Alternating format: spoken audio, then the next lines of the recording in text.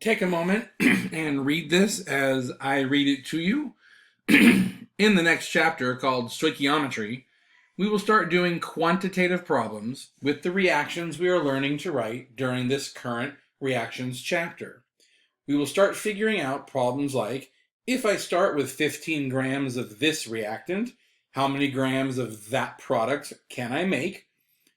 In order to help with this transition to that chapter, we need to pause and review our molar mass and our molar conversion topics. So here we go, N25, review of molar mass and molar conversions. So reminder about molar mass. We know 1 mole is 6.02 times 10 to the 23rd objects, meaning that unit can be used or be anything you want. Just like a dozen. A dozen is always 12, no matter what you are referring to. The mole, 6.02 times 10 to the 23rd, never changes. That number is constant, regardless of what object you are referring to. So, how much does 1 mole of something weigh? Well, we're going to use the periodic table. We know that 1 atom of hydrogen is basically 1.01 atomic mass units. But if I have 1 mole of hydrogen, 6.02 times 10 to the 23rd atoms of hydrogen, it's going to weigh 1.01 grams. Same idea with carbon. 1 atom of carbon weighs 12.01 atomic mass units. But if I have 1 mole of carbon, 6.02 times 10 to the 23rd atoms of carbon, it weighs 12.01 grams. Any questions on this one? All right, molar mass. Well, multiple atoms in a molecule.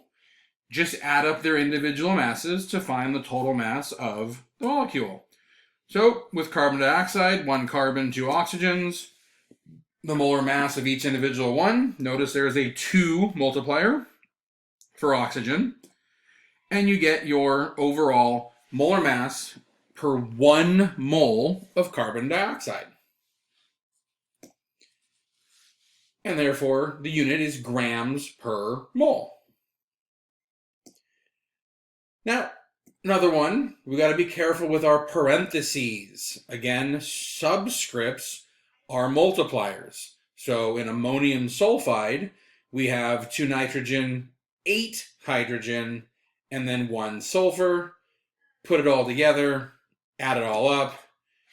You get mass per 1 mole or grams per mole as your unit. Questions about molar mass calculations? Okay.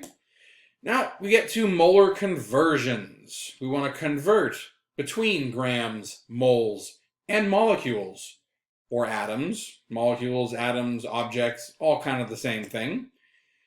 But again, they are all related to moles. That's why mole is in the middle of this chart.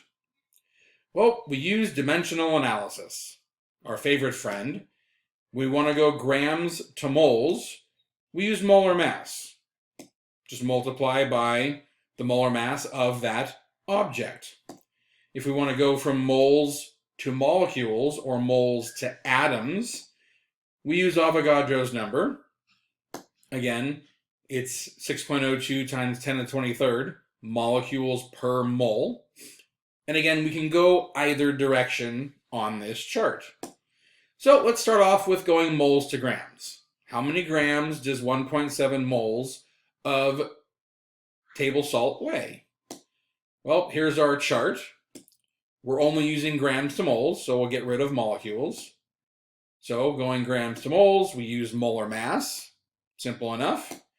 We know the molar mass of sodium chloride is 58.44 grams per mole. So I set up my T-table, or dimensional analysis. 1.7 moles is my starting. I'm multiplying by the molar mass of sodium chloride. Moles cancels out. I'm left with grams, not canceled out. And I get my answer. No, this answer is not rounded to number of sig figs, which you will have to do. But right now for our review, we want to make sure we're getting the work set up and getting an answer.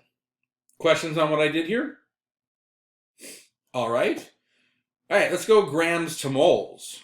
How many moles are in 14 grams of carbon dioxide? So back to my original chart, get rid of molecules. I'm going moles to grams. Again, got to use molar mass. So the molar mass of carbon dioxide, which we saw earlier, 44.01 grams per mole. Set up my problem. My starting number is 14 grams. Now notice it switched. The mole is on top, grams are on bottom. The thing you're solving for, the unit you want, has got to go on the top. Grams cancels out, mole is what we're looking for, and here's my answer. And we have 2 sig figs, just like the 14 we started with. Questions on this one? Okay. Moles to molecules. How many molecules are in 5.3 moles of water? Well, here's my original chart. We can get rid of grams because it's just moles and molecules. In order to do this, you got to use Avogadro's numbers, which we know, 6.02 times 10 to the 23rd molecules per mole, or atoms per mole. Well, here's my starting number, my little t-table. Use Avogadro's number. Moles cancels out. Left with molecules, which is what you're solving for. Calculator, and done. Sig figs, this would be 3.2 times 10 to the 24th molecules. Questions on this one? Okay. Let's go molecules to moles in the reverse direction. How many moles are in this many molecules? Here's my original chart. Get rid of grams, because all we care about, moles and molecules. Avogadro's number. We know this. So here's my starting number. Set up my t-table. We know molecules has got to be in the bottom, so I'm solving for moles. Molecules cancels out. Mole is untouched. Therefore, I get my final answer. Questions on this one? Okay, just a little reminder, be careful with this number and entering it. Sometimes it helps because it's in scientific notation to put it in parentheses. So again, just be careful of how you enter things in the calculator. Ooh, grams to molecules.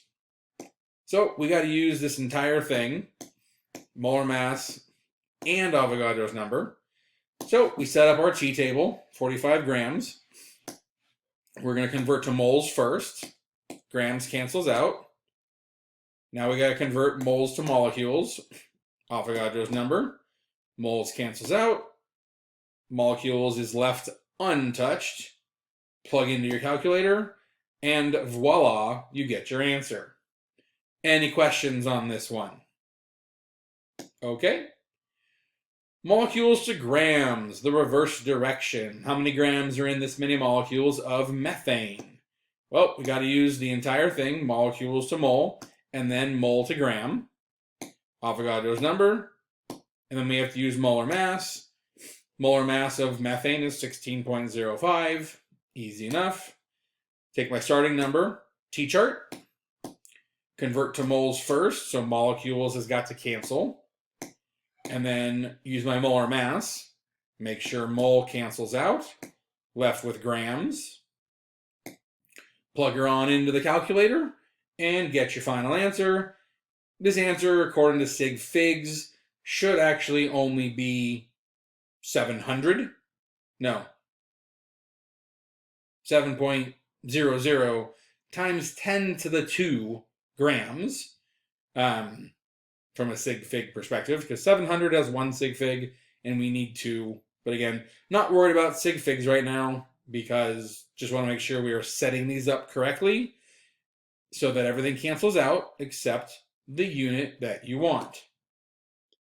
Again, reminder of parentheses and be careful. Any questions on molar conversions?